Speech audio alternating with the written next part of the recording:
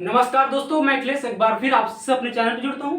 दोस्तों, आज हम लोग बात करेंगे अपने 8वें अमेंडमेंट के बारे में, यानी कॉन्स्टिट्यूशन की जो हम सीरीज पढ़ रहे थे, अमेंडमेंट की जो सीरीज पढ़ रहे थे, उसमें हम 8वें अमेंडमेंट में पहुंच चुके हैं। तो आई होप आप सभी हमसे जुड़े हुए हैं, क्योंकि बहुत दिनों बाद हम आपसे रूबरू हो रहे हैं। आशा करता हूं कि पहले जैसा प्यार आप लोग देंगे और खूब सारा चैनल को शेयर करेंगे, अपना सपोर्ट बनाए रखेंगे। ठीक है, तो चलिए दोस्तों, आज का हम अपना सेगमेंट स्टार्ट करते हैं, आज का लेक्चर स्टार्ट करते हैं। जो 8वां अमेंडमेंट है उसमें क्या खास बात है, उसमें क्या कहा गया, और ये हमारे देश का सबसे विवादित मुद्दा है। ये अमेंडमेंट सबसे विवादित है। क्या है? आरक्षण। आरक्षण शब्द सुनते ही लोगों के अंदर एक अलग सी भावना आती है कि लोगों को लगता है ये हमारे फंडामेंटल राइट्स जो हैं उनका उन्मूलन होता है कहीं न कहीं। ठीक है, क्यों आरक्षण दिया गया? क्या सही है आपके नजरिए से? आरक्षण सही है या गलत है? अगर सही है तो क्यों सही है, गलत है तो क्यों सही गलत है? इनके बारे में अगर आप अत्यधिक जानकारी लेना चाहते हैं या आपको कुछ अच्छे सुझाव हैं तो हमारे इंस्टाग्राम पेज अखिलेश 6872 पे हमें मैसेज करें, वहां पे हम आपसे चर्चा करेंगे आरक्षण के बारे में। चलिए देखते हैं 8वां अमेंडमेंट क्या कहता है। 8वां अमेंडमेंट कहता है अनुसूचित जाति, यानी कि अनुसूचित जात एवं जनजात। ठीक है, यानी कि एससी और ये एसटी हो गए। ठीक है, क्या हो गए? एससी और एसटी। अनुसूचित जात एवं जनजात को आरक्षण व्यवस्था में विस्तार। दरअसल जो हमारा कॉन्स्टिट्यूशन बन रहा था उस समय क्या हो रहा था कि अनुसूचित और जात और अनुसूचित जनजात, ये जो दो कास्ट थे, इनको क्या किया गया? इनको प्रोत्साहित करने, यही बताया गया कि इनको हम इक्वल करने के लिए, जनरल और ओबीसी के बराबर करने के लिए इनको हम आरक्षण की कुछ व्यवस्था देते, आरक्षण की व्यवस्था देते। उस समय यानी कि 1950 की बात है, जब हमारा कॉन्स्टिट्यूशन बन के तैयार हुआ, उस समय की बात है। कॉन्स्टिट्यूशन में यही हुआ, यानी कि हम 10 साल तक देते हैं और 10 साल में हम ये कर लेंगे कि इनको अनुसूचित जात यानी एससी और एसटी, अनुसूचित जनजात, इन दोनों को हम भारत में सभी समान वर्ग के एक तरफ एक बराबर कर दें, यानी इक्वल कर लेंगे। ये लक्ष्य था। लेकिन जब 1960 आता है, देखते हैं तो अभी भी मतलब इक्वालिटी तो कहीं आती ही नहीं, कहीं नहीं आती है, क्योंकि उस समय देश अपनी अलग समस्याओं से जूझ रहा था।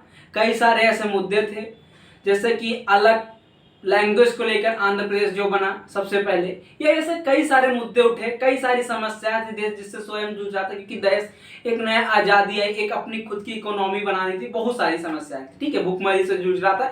इन सब चीज़ों को देखते हुए यहाँ पे ज़्यादा फोकस नहीं हुआ, इसलिए ऐसा सोचा गया कि 10 साल के लिए हमें और प्रमोट कर देना चाहिए, यानी कि जो आरक्षण चलता आ रहा है उससे हमें 10 साल के लिए और बढ़ा देना चाहिए। तो उस समय तो संविधान कोई ऐसा था नहीं कि हम 10 साल के बाद फिर से बढ़ा सकते हैं उसमें, इसीलिए संविधान में क्या किया गया? अमेंडमेंट किया, यानी संशोधन किया गया। संशोधन नंबर कौन सा? 8वां संशोधन। अच्छा, ये हुआ कब है? तो 1960 और 1959 और 60, सॉरी, हाँ ठीक है, कह सकते हैं। ठीक है, 1960 से 1959 के बीच में 8वां अमेंडमेंट होता है। ठीक है, इसमें हुआ क्या? अनुसूचित जात एवं जनजात को आरक्षण व्यवस्था। क्या? आरक्षण व्यवस्था। किसको किसको है? फिर से ध्यान ले, अनुसूचित जात एवं जनजात यानी एससी और एसटी के बाद में वह विस्तार किया गया, यानी कि जैसा चलता आ रहा है उसी को और बढ़ा दिया गया। और आंग्ल भारतीय यानी कि जो एंग्लो इंडियन थे उनका प्रतिनिधि की लोकसभा, ध्यान दीजिएगा, लोकसभा व विधानसभाओं में, कहां कहां? लोकसभा और विधानसभा में, यानी कि लोकसभा सेंट्रल में निम्न सदन और स्टेट में विधानसभा, यानी कि जो स्टेट में निम्न सदन होता, दोनों निम्न सदन, उच्च सदन दोनों में से किसी, ना राज्यसभा में ना विधान परिषद। ध्यान दीजिएगा, उच्च सदन कहीं पे भी नहीं आएगा, यही क्वेश्चन पूछा जाता है सदनों में से, जहां सदनों में से आ गया तहां क्वेश्चन स्टेटमेंट गलत, क्योंकि निम्न सदन है आपका लोकसभा, वो विधानसभाओं में 10 वर्ष के लिए बढ़ोतरी, यानी कि 10 वर्ष के लिए बढ़ोतरी 1960 से 1970 तक कर दी गई। क्या कर दिया? 1960 से 1970 तक बढ़ोतरी कर देगी। ठीक है, इसका क्या मतलब है कि अनुसूचित जात एवं जनजात को आरक्षण की व्यवस्था दी गई कि कब तक 1960 के बाद से 10 साल के लिए और बढ़ा दिया गया। साथ ही साथ जो एंग्लो भारतीय यानी कि एंग्लो इंडियन थे, ठीक, आंग्ल भारतीय थी, उनको भी विधानसभा और लोकसभा में उनके पदों की भी आरक्षण की व्यवस्था कर दी गई और बढ़ा दिया गया। जो स्टार्टिंग में चलता रहा था उनको भी बढ़ा दिया गया, यानी कब तक, अगले 10 सालों यानी 1970 तक की। यह 8वां अमेंडमेंट कहता है। लेकिन आरक्षण की बात हमने किस आर्टिकल में की है, तो वो बात करते हैं आर्टिकल नंबर 334, जो हमारा अनुच्छेद है,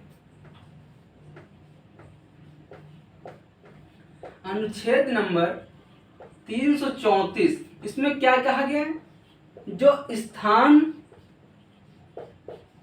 स्थानों का आरक्षण, ठीक है, एवं विशेष प्रतिनिधित्व,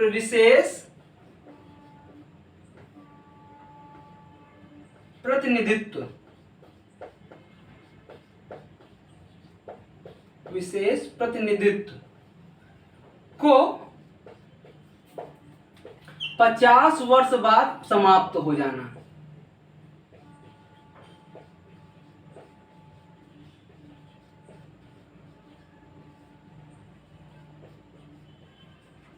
समाप्त होना, ठीक है।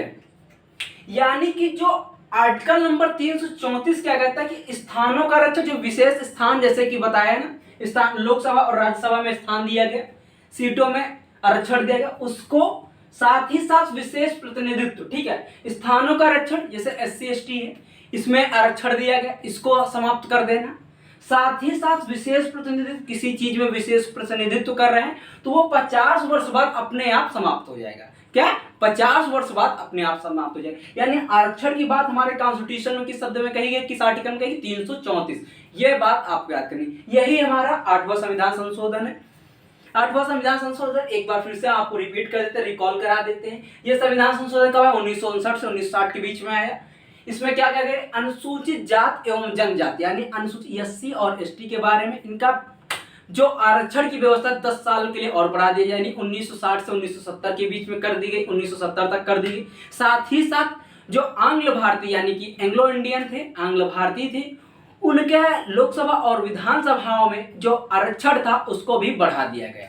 और यह सब किस बात में आता है, आर्टिकल नंबर 334 में आता है, जो क्या कहता है, स्थानों का आरक्षण एवं विशेष प्रतिनिधित्व को 50 वर्ष बाद समाप्त हो जाना। अपने आप ये 50 वर्ष बाद समाप्त हो जाता है। अब बात आती है 50 वर्ष बाद ये ऑटोमेटिक समाप्त हो जाता है, क्या 50 वर्ष अभी तक नहीं हो गए, डेफिनेट। लेकिन उसके बाद हमारे कॉन्स्टिट्यूशन में फिर से अमेंडमेंट हुआ, उस अमेंड के बाद फिर से ये प्रक्रिया चली। अब तो EWS को भी 10% दिया जा रहा है। ऐसे है, जब आरक्षण की बात OBC में आई थी तो सुप्रीम कोर्ट ने कहा था कि हम 50% से ज्यादा, मतलब 50% से ज्यादा आरक्षण नहीं दे सकते, ठीक है। लेकिन अब तो आप आरक्षण देख रहे हैं ज्यादा हो गए, 50%, लगभग 49 के आसपास, 59 के आसपास हो गए। हाँ, तो ये चीजें हैं। तो इन सब के बारे में उस अमेंडमेंट है, इन सबको आगे हम पढ़ेंगे, आगे पढ़ेंगे, चर्चा करेंगे, तो आपसे देखते रहेंगे। चलिए आज के लिए इतना ही। थैंक यू दोस्तों। अगर अच्छा लग रहा है प्लीज वीडियो को लाइक करें, शेयर करें। थैंक यू दोस्तों। जय Hind, bye bye, thank you.